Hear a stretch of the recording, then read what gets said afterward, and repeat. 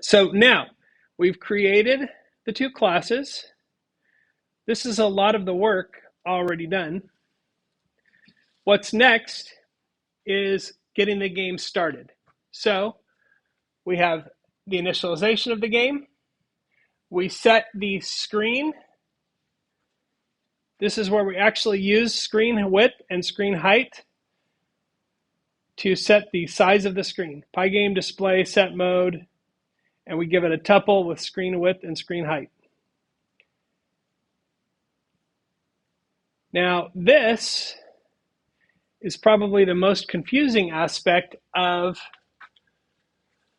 PyGame, or this game in PyGame anyway, and that is we're creating what's called a custom event. And a custom event says we've got to have something that triggers the creation of a new enemy. We don't want to add an enemy every frame because we'd have so many missiles, the game would freak out. We want to add an enemy every so often.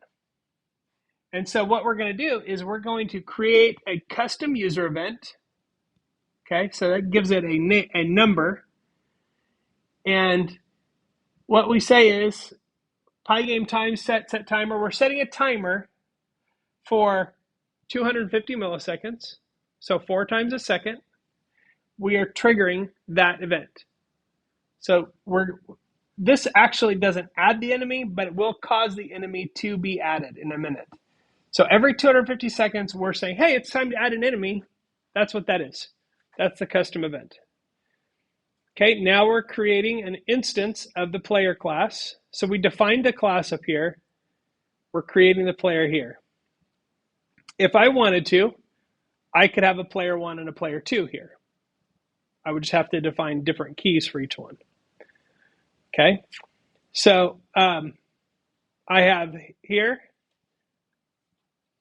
I'm creating groups of sprites. This is another thing that PyGame does for us that's really nice, is it allows us to create groups of sprites so that we can control a lot of sprites all at the same time. So you can see I've got a group for enemies and a group for all sprites. And the first thing I do, and right now, I'm still not in the game loop, okay? I add the player to that sprite. So I created the player, and I'm adding them to that group.